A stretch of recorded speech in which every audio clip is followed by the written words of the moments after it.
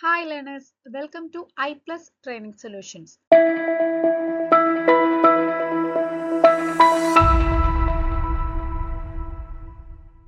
Kerala set history January 2025 നടന്നിട്ടുള്ള എക്സാമിനേഷന്റെ question paper discussion ആണ് നമ്മൾ ചെയ്തുകൊണ്ടിരിക്കുന്നത്. അതിന്റെ പുതിയൊരു സെഷനിലേക്കാണ് നമ്മൾ ഇന്ന് കടക്കുന്നത്. അപ്പോൾ നമുക്ക് ഇന്നത്തെ ക്ലാസ്സിലേക്ക് വേഗം പോവാം. കഴിഞ്ഞ ക്ലാസ്സുകളിൽ നമ്മൾ ഡിസ്കസ് ചെയ്തിട്ടുണ്ടായിരുന്ന ക്വസ്റ്റ്യൻസ് എല്ലാം തന്നെ നിങ്ങൾക്ക് ക്ലിയർ ആയിട്ടുണ്ടാവും എന്ന് വിശ്വസിക്കുന്നു. അടുത്ത സെറ്റിലേക്ക് നമുക്ക് കടക്കാം. ഇന്നത്തെ സെക്ഷനിലെ first question, a historian who does not belongs to the enlightenment journal. അപ്പോൾ enlightenment journal വരാത്ത അതിൽ ഉൾപ്പെടാത്ത ഹിസ്റ്റോറിയൻ ആരാണ് എന്നാണ് ചോദിച്ചിട്ടുള്ളത്. Montesquieu, David Hume, Edward Gibbon, Benedetto Croce എന്നിങ്ങനെയാണ് 4 ഓപ്ഷൻസ് നമുക്ക് നൽകിയിട്ടുള്ളത്. നമ്മുടെ ആൻസർ വരുന്നത് ഓപ്ഷൻ ഡി, ബെനഡിക്റ്റോ ക്രൂസ് ആണ്. അദ്ദേഹം എൻലൈറ്റ്മെന്റ് ഹിസ്റ്റോറിയോഗ്രാഫിയിൽ വരുന്ന അല്ലെങ്കിൽ ഒരു എൻലൈറ്റ്മെന്റ് ഹിസ്റ്റോറിയൻ അല്ല ഇദ്ദേഹം. മറ്റു ഓപ്ഷൻസിലേക്ക് നമുക്ക് നോക്കുമ്പോൾ മോണ്ടെസ്ക്യൂ, നമുക്കറിയാം എൻലൈറ്റ്മെന്റ് ഹിസ്റ്റോറിയോഗ്രാഫി എന്ന് പറയുമ്പോൾ നമുക്ക് മനസ്സിലേക്ക് വരുന്ന ഹിസ്റ്റോറിയൻസ് ആണ് അല്ലെങ്കിൽ സ്കോളേഴ്സ് ആണ് വോൾട്ടെയർ, റൂസോ, മോണ്ടെസ്ക്യൂ എന്നിവരൊക്കെ അല്ലെ. എൻലൈറ്റ്മെന്റ് പീരീഡിൽ ഒരു prominent French philosopher, political philosopher ആയിട്ടുണ്ടായിരുന്ന വ്യക്തിയായിരുന്നു മോണ്ടെസ്ക്യൂ. അദ്ദേഹത്തിന്റെ മോസ്റ്റ് ഫേമസ് ആയിട്ടുള്ള വർക്കാണ് ദ സ്പിരിറ്റ് ഓഫ് ലോസ് എന്നുള്ളത്. അടുത്തത് ഡേവിഡ് ഹ്യൂം, ഇദ്ദേഹവും ഒരു എൻലൈറ്റ്മെന്റ് തിങ്കർ ആണ്, എൻലൈറ്റ്മെന്റ് ഹിസ്റ്റോറിയൻ ആണ്. ഇദ്ദേഹത്തിന്റെ ഫേമസ് ആയിട്ടുള്ള വർക്ക് എന്ന് പറയുന്നത് ഹിസ്റ്ററി ഓഫ് ഇംഗ്ലണ്ട് ആണ്. ദെൻ അടുത്തത് എഡ്വേർഡ് ഗിബൺ. എഡ്വേർഡ് ഗിബണിന്റെ ബുക്ക് വളരെ ഫേമസ് ആണ്, the decline and the fall of Roman empire, അതായത് the history of decline and fall of Roman empire എന്നുള്ളതാണ് ഇദ്ദേഹത്തിന്റെ മോസ്റ്റ് ഫേമസ് ആയിട്ടുള്ള വർക്ക്, എഡ്വേർഡ് ഗിബന്റെ വർക്ക്. ഇദ്ദേഹവും ഒരു എൻലൈറ്റ്മെന്റ് ഹിസ്റ്റോറിയൻ ആണ്. ബെനഡിക്റ്റോ ക്രൂസ് ഒരു പ്രോമിനന്റ് ഹിസ്റ്റോറിയനും അതുപോലെ തന്നെ ഫിലോസഫറും ആണ്. പക്ഷെ അദ്ദേഹം എൻലൈറ്റ്മെന്റ് ഹിസ്റ്റോറിയൻ എന്നുള്ള ആ ഒരു കാറ്റഗറിയിൽ പെടുന്ന വ്യക്തിയല്ല. അദ്ദേഹം ഇറ്റാലിയൻ ഐഡലിസത്തിൽ ലീഡ് ചെയ്തിട്ടുണ്ടായിരുന്ന അല്ലെങ്കിൽ ആ ഒരു സെക്ഷനിൽ ഇറ്റാലിയൻ ഐഡലിസം അതിൽ ലീഡ് ചെയ്തിട്ടുണ്ടായിരുന്ന ഒരു വ്യക്തിയായിരുന്നു ബെനഡിക്റ്റോ ക്രൂസ്. ദെൻ ബെനഡിക്റ്റോ ക്രൂസിനെ കുറിച്ചിട്ട് പറയുമ്പോൾ നമുക്ക് ഏറ്റവും നമ്മൾ ഹിസ്റ്ററിയിൽ എടുത്തു പറയേണ്ട ഒന്ന് എന്ന് പറയുന്നത് അദ്ദേഹത്തിന്റെ ഡെഫിനേഷൻ. ഹിസ്റ്ററിക്ക് വേണ്ടിയിട്ട് അദ്ദേഹം നൽകിയിട്ടുള്ള അല്ലെങ്കിൽ ഹിസ്റ്ററിയെ അദ്ദേഹം ഡിഫൈൻ ചെയ്തിരിക്കുന്ന ഒരു വേർഡാണ് ഇത്. പലതവണ എക്സാമിനേഷനിൽ ഹിസ്റ്ററി സെറ്റ് എക്സാമിനേഷന് ചോദിച്ചിട്ടുള്ള ചോദ്യമായിരുന്നു. All history is contemporary history, who stated this എന്നുള്ളത്. ഓക്കെ, നമ്മൾ തന്നെ പല തവണയായിട്ട് ഡിസ്കസ് ചെയ്തിട്ടുണ്ട് PYQ ഡിസ്കഷനിലും അതുപോലെ തന്നെ നമ്മുടെ ക്ലാസ്സിലും. ഇത് നമ്മൾ സിലബസിൽ സെറ്റ് ഹിസ്റ്ററിയുടെ സിലബസിൽ ഡെഫിനേഷൻസ് ഓഫ് ഹിസ്റ്ററി എന്നുള്ള ഒരു സെക്ഷൻ വരുന്നുണ്ടല്ലോ, അതിൽ നമ്മൾ കൊടുത്തിട്ടുണ്ട്, നമ്മുടെ നോട്ടിലും കൊടുത്തിട്ടുണ്ട് ഈ കുറേയധികം ഡെഫിനേഷൻസ്. അതിലൊന്നാണ് ഈ പറയുന്ന all history is contemporary history എന്ന് പറയുന്ന ഡെഫിനേഷൻ. ഇത് സ്റ്റേറ്റ് ചെയ്തിട്ടുള്ളത് ആരാ ബെനഡിക്റ്റോ ക്രൂസ് ആണ് ഈ ഒരു സ്റ്റേറ്റ്മെന്റ് അല്ലെങ്കിൽ ഈ ഒരു ഡെഫിനേഷൻ സ്റ്റേറ്റ് ചെയ്തിട്ടുള്ളത്. ഓക്കെ, അപ്പോൾ അദ്ദേഹം എൻലൈറ്റ്മെന്റ് തിങ്കർ എന്നുള്ള ഒരു ജേണറിൽ വരുന്ന വ്യക്തിയല്ല. നമ്മുടെ ആൻസർ അപ്പോൾ ബെനഡിക്റ്റോ ക്രൂസ് ആണ്. Next, the central theme of Turgot's discourse on universal history is. അപ്പോൾ ടർഗോട്ടിന്റെ ഡിസ്കോഴ്സ് ഓൺ യൂണിവേഴ്സൽ ഹിസ്റ്ററിയിലെ സെൻട്രൽ തീം ഏതാണെന്നാണ് ചോദിച്ചിട്ടുള്ളത്. 4 ഓപ്ഷൻസ് ഉണ്ട്. Non changing pace of historical happenings, cyclical view, idea of progress, none of this എന്നിങ്ങനെയാണ് നമ്മുടെ 4 options നമുക്ക് നൽകിയിട്ടുള്ളത്. അപ്പോൾ നമുക്ക് ഇതിന്റെ ശരിയായിട്ടുള്ള ആൻസർ എന്താണെന്നുള്ളത് നോക്കാം. ശരിയായിട്ടുള്ള ആൻസർ വരുന്നത് option C, idea of progress ആണ്. ഇതാണ് ടർഗോട്ടിന്റെ ഡിസ്കോഴ്സ് ഓൺ യൂണിവേഴ്സൽ ഹിസ്റ്ററി അതിന്റെ സെൻട്രൽ തീമായിട്ട് വരുന്നത്. ഓക്കെ, ARJ ടർഗോട്ട്, അദ്ദേഹത്തിന്റെ പീരീഡ് വരുന്നത് 1727 to 81 ആണ്. ഇദ്ദേഹം എൻലൈറ്റ്മെന്റ് പീരീഡിലെ ഒരു ഗ്രേറ്റസ്റ്റ് തിങ്കർ ആയിട്ടാണ് അറിയപ്പെടുന്നത്.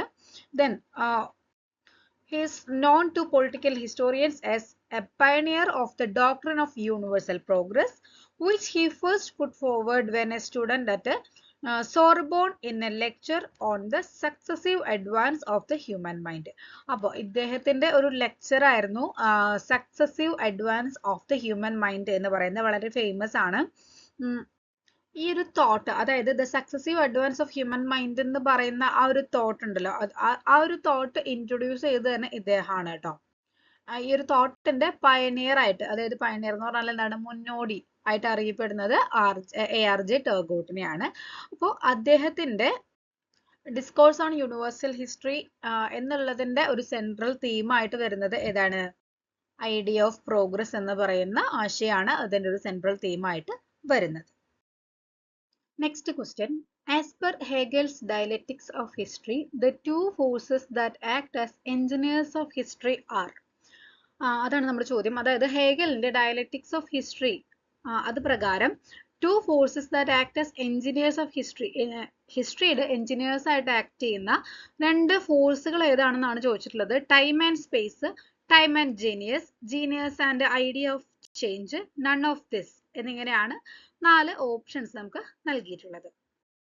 ഓപ്ഷൻ ബി ആണ് നമ്മുടെ ശരിയായിട്ടുള്ള ആൻസർ വരുന്നത്. ടൈം ആൻഡ് ജീനിയസ് ആണ് ശരിയായിട്ടുള്ള ആൻസർ വരുന്നത്. ഹെഗലിനെ കുറിച്ച് പറയുമ്പോൾ അദ്ദേഹത്തിന്റെ മുഴുവൻ പേര് വരുന്നത് ജോർജ് വില്യം ഫെഡറിക് ഹെഗൽ എന്നാണ്. ഇദ്ദേഹം ഒരു ജർമ്മൻ ഐഡിയലിസ്റ്റ് ആയിരുന്നു.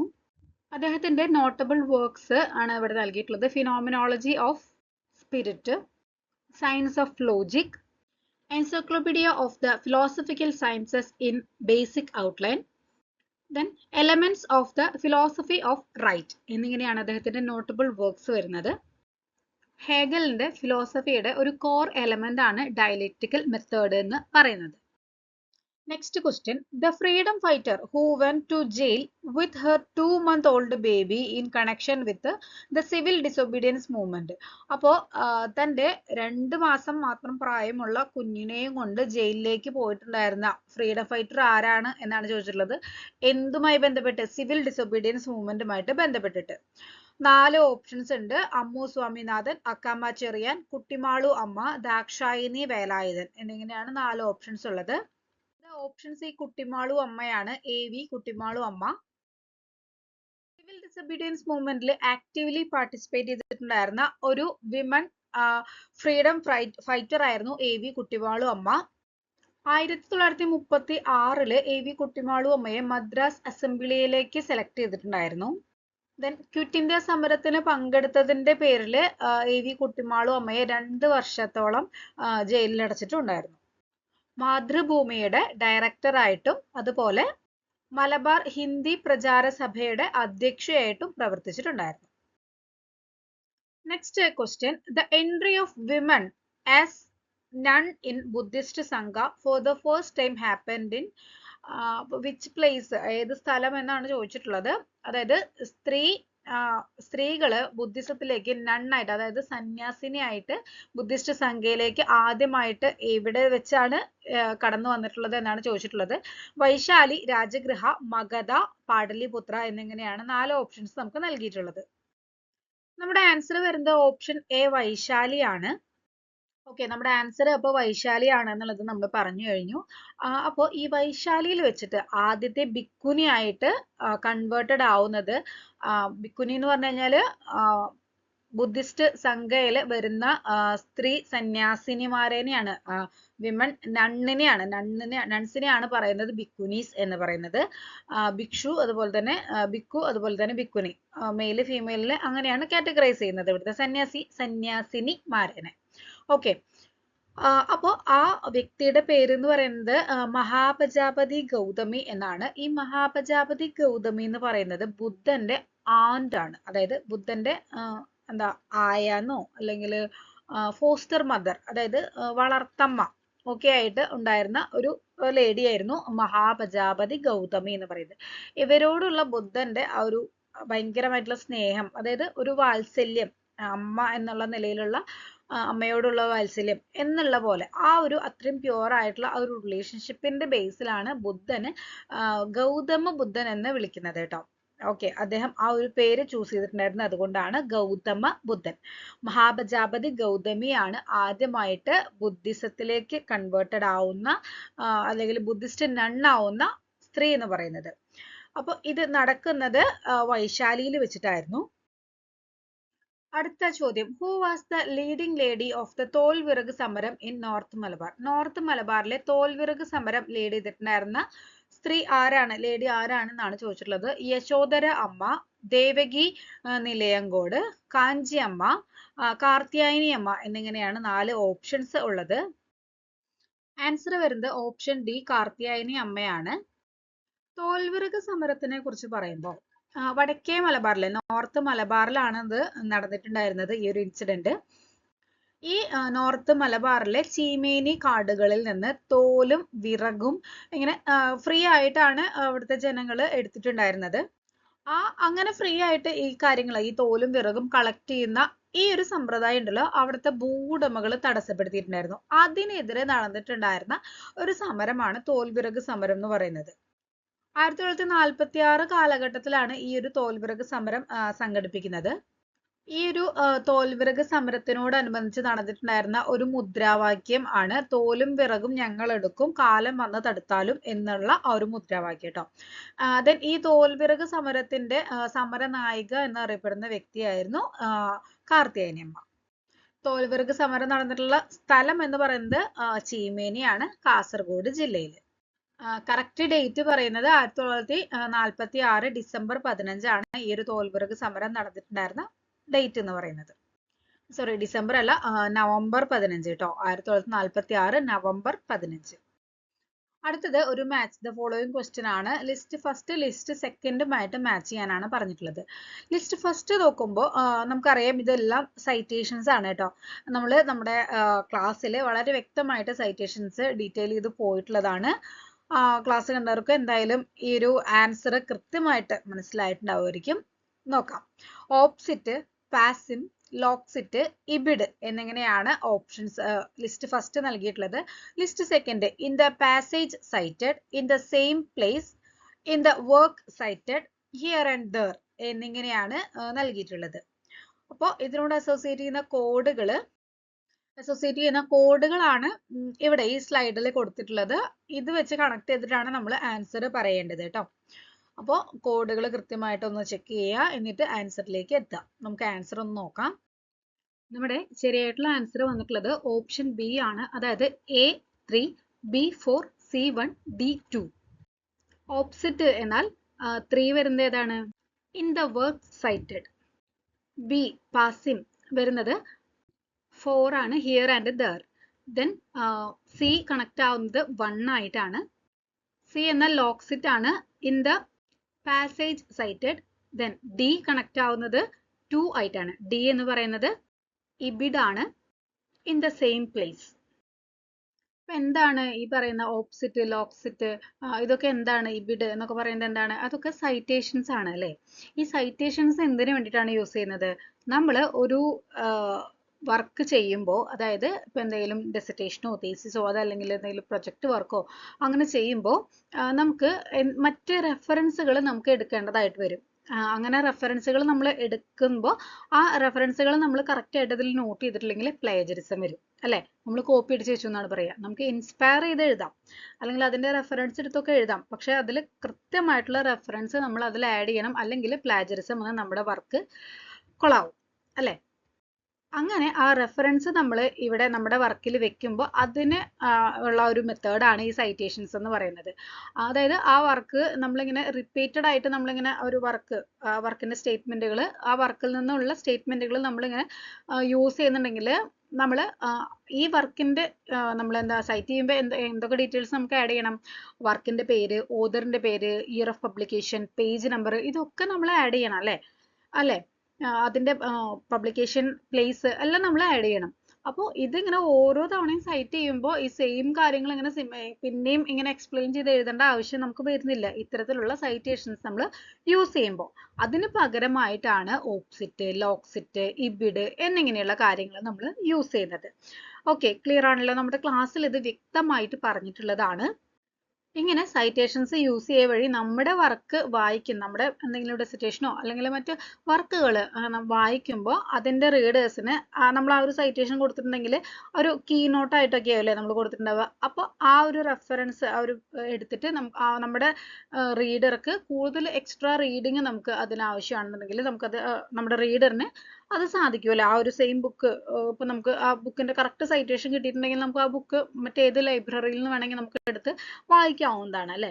അപ്പോൾ കണക്ട് ചെയ്യാനായിട്ട് എളുപ്പത്തിനും ആ ഒരു സൗകര്യത്തിനും വേണ്ടിയിട്ടൊക്കെയാണ് സൈറ്റേഷൻസ് കൊടുക്കുന്നത്. നമ്മൾ ഫൂട്ട് നോട്ടായിട്ടും എൻഡ് നോട്ടായിട്ടും ഒക്കെ സൈറ്റേഷൻസ് കൊടുക്കുന്നുണ്ട്. ഓക്കെ, അപ്പോൾ അതാണ് സൈറ്റേഷൻസ് എന്ന് പറയുന്നത്. അടുത്ത ക്വസ്റ്റ്യൻ ഒരു സിമ്പിൾ ആയിട്ടുള്ള, വളരെ സിമ്പിൾ എന്ന് വെച്ചാൽ അത്രയും സിമ്പിൾ ആയിട്ടുള്ള ഒരു ക്വസ്റ്റ്യൻ ആണ്. Microliths are a peculiar feature of the dash. Microliths എന്ന് പറയുന്നത് താഴെ തന്നിട്ടുള്ളതിൽ ഏത് കാലഘട്ടത്തിലത്തെ പെക്യുലിയർ ഫീച്ചർ ആണെന്നാണ് ചോദിച്ചിട്ടുള്ളത്. ഒരു 5ാം ക്ലാസ്സിൽ പഠിക്കുന്ന കുട്ടിക്ക് വരെ ആൻസർ ചെയ്യാൻ പറ്റുന്ന ഒരു ക്വസ്റ്റ്യൻ ആണിത്. എല്ലാവരും ഇത് ശരിയാക്കിയിട്ടുണ്ടാവും എന്ന് ഞാൻ വിശ്വസിക്കുന്നു. Neolithic age, palaeolithic age, chalcolithic age, mesolithic age എന്നിങ്ങനെയാണ് നമ്മുടെ ഓപ്ഷൻസ് നൽകിയിട്ടുള്ളത്. ഓക്കെ, ആൻസർ വന്നിട്ടുള്ളത് ഓപ്ഷൻ ഡി മെസോളിത്തിക് ഏജ് എന്നതാണ്. ലിത്ത് എന്ന് പറഞ്ഞു കഴിഞ്ഞാല് സ്റ്റോണ്, അപ്പൊ ചെറിയ കല്ലുകൾ കൊണ്ട് ഉണ്ടാക്കുന്ന ടൂൾസ് ആണ് മൈക്രോലിത്സ് എന്നുള്ള ഒരു കാറ്റഗറിയിൽ ഇൻക്ലൂഡ് ആകുന്നത്. മൈക്രോലിത്സ് സ്മോൾ സ്റ്റോൺ ടൂൾസ് ആണ്. ഇത് മെസോലിത്തിക് പീരീഡുമായിട്ട് അസോസിയേറ്റഡ് ആണ്. നമുക്ക് മെയിൻലി മൂന്ന് കാലഘട്ടങ്ങളാണ് സ്റ്റോൺ ഏജിൽ നമ്മൾ പറയുന്നത്. അതായത് പ്രാചീന കാലഘട്ടം, അതായത് പാലോളിത്തിക് ഏജ്, ദെൻ അത് കഴിഞ്ഞിട്ടുള്ളതാണ് mesolithic age, then neolithic age, then chalcolithic age വരുന്നുണ്ട്. അതായത് താമ്രയുഗം അല്ലെങ്കിൽ താമ്രശിലായുഗം എന്ന് പറയുന്നത്. അതില് സ്റ്റോണും മെറ്റലും കൂടി അവര് മിക്സ് ചെയ്ത് യൂസ് ചെയ്തിട്ടുണ്ടായിരുന്ന ഒരു പീരീഡും കൂടിയാണ്. അതും ഈ ഒരു സ്റ്റോൺ ഏജിൽ ഇൻക്ലൂഡഡ് ആണ് എന്നും നമുക്ക് പറയാം. ഓക്കെ, മെയിൻലി നമുക്ക് 3 കാറ്റഗറൈസേഷൻ ആണ് ഉള്ളത് സ്റ്റോൺ ഏജിന്: പാലോളിത്തിക്, മെസോളിത്തിക്, നിയോളിത്തിക് എന്നിങ്ങനെ. അതിൽ മെസോളിത്തിക് കാലഘട്ടത്തിലത്തെ സ്റ്റോൺ ടൂൾസിനെയാണ് നമ്മൾ മൈക്രോലിത്സ് എന്ന് പറയുന്നത്. ഇതിന്റെ പ്രത്യേകത എന്ന് പറഞ്ഞു കഴിഞ്ഞാൽ വളരെ ചെറിയ ടൂൾസ് ആയിരിക്കും. മെയിൻലി ഇങ്ങനെ ബ്ലേഡുകൾ അല്ലെങ്കിൽ ചിസൽ ടൂൾ, അതായത് ഭയങ്കര ഇങ്ങനെ ഷാർപ്പായിട്ടുള്ള ഒരു പരന്ന ഷേപ്പില് ഷാർപ്പായിട്ട് നമ്മൾ ചിസൽ കണ്ടിട്ടില്ലേ, അതായത് ചിസൽ മാർക്കർ പെൻ കണ്ടിട്ടില്ലേ നിങ്ങൾ, ഒരു ചെരിഞ്ഞ നിബോട് കൂടിയിട്ടുള്ള, അതുപോലെ അത്തരത്തിലുള്ള ചെരിവോട് കൂടിയിട്ടുള്ള ഒരു ടൂള്. അതായത് ഇങ്ങനെ നമുക്ക് ഇങ്ങനെ ചെത്തിയെടുക്കാനും ഇങ്ങനെ ചീകിയെടുക്കാനും ഒക്കെ പറ്റുന്ന തരത്തിലുള്ള ചെറിയ നമുക്ക് കയ്യിൽ ഒതുങ്ങുന്ന തരത്തിലുള്ള ടൂളുകൾ. നമ്മുടെ ക്ലാസ്സിൽ നമ്മൾ അതിന്റെ ഇമേജുകളൊക്കെ തന്നെ കാണിച്ചിട്ടുള്ളതാണ്. ഓക്കെ, അപ്പോൾ പാലോളിത്തിക് ഏജിലെ സ്റ്റോൺ ടൂൾസിന്റെ പ്രത്യേകത എന്താണ്? ഭയങ്കര പരുക്കനായിട്ടുള്ള അൺപോളിഷ്ഡ് ടൂൾസ് ആണ് അവർ യൂസ് ചെയ്തിട്ടുണ്ടായിരുന്നത്. ഭയങ്കര റഫ് ആയിട്ടുള്ള കുറച്ചുകൂടി വലിയ സൈസിലുള്ള ടൂൾസ് ആയിരുന്നു അവർ യൂസ് ചെയ്തിട്ടുണ്ടായിരുന്നത്. ദെൻ മെസോളിത്തിക് ഏജിലേക്ക് എത്തിയപ്പോഴേക്കും കുറച്ചും കൂടിയും അവര് ഇങ്ങനെ കുറച്ചുകൂടി കൺവീനിയന്റ് ആയിട്ടുള്ള രീതിയിൽ കയ്യിൽ ഒതുങ്ങുന്ന തരത്തിലുള്ള ടൂളുകൾ കുറച്ചുകൂടി ചെറിയ രീതിയിലാവുമ്പോൾ കുറച്ചുകൂടി കൺവീനിയന്റ് ആണ് എന്ന് മനസ്സിലാക്കിയിട്ട് അവർ അത്തരത്തിലുള്ള ടൂളുകൾ യൂസ് ചെയ്യാനായിട്ട് തുടങ്ങി. ദെൻ നിയോളിത്തിക് പീരീഡിലേക്ക് വരുമ്പോൾ എന്താണ് വ്യത്യാസം? കുറച്ചുകൂടി പോളിഷ്ഡ് ആയിട്ടുള്ള, പിന്നെ ആവശ്യങ്ങൾക്കനുസരിച്ച് അതിന്റെ വലിപ്പം, അതായത് ഇപ്പോൾ വലിയ മൃഗങ്ങളെ വേട്ടയാടാൻ കുഞ്ഞു കല്ല് കൊണ്ടുപോയിട്ട് കാര്യമില്ല, അപ്പൊ അതിന് വലിയ ടൂള് വേണം. ഓക്കെ, അപ്പൊ അത്തരത്തിലുള്ള ടൂളുകൾ അവർ മേക്ക് ചെയ്യാനായിട്ടൊക്കെ തുടങ്ങിയിട്ടുണ്ടായിരുന്നു. ക്ലിയർ ആയില്ലേ? അപ്പോൾ മെസോളിത്തിക് ഏജിന് മറ്റൊരു പ്രത്യേകത എന്ന് പറഞ്ഞു കഴിഞ്ഞാൽ എന്താണ്? ഒരു ട്രാൻസിഷൻ ഫേസ് ആണ്. അതായത് പാലോളിത്തിക്കിന്റെയും നിയോളിത്തിക്കിന്റെയും ഇടയിൽ നിൽക്കുന്ന ഒരു ട്രാൻസിഷൻ ഫേസ് കൂടിയാണ് മെസോളിത്തിക്. ഈ മെസോളിത്തിക്കിലെ ടൂളിനെ പറയുന്ന പേരാണ് മൈക്രോലിത്സ് എന്ന് പറയുന്നത്.